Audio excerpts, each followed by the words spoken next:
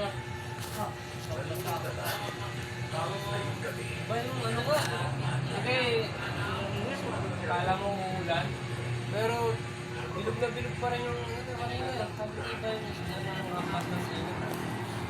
Parang masama sa pagkakasama.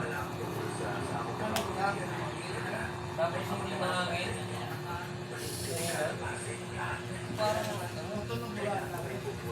parang magkaano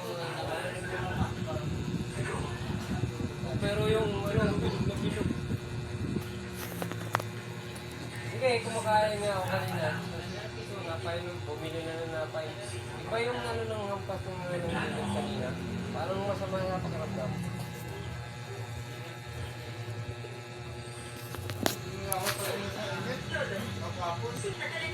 Pero may tawang bibig lang iyon.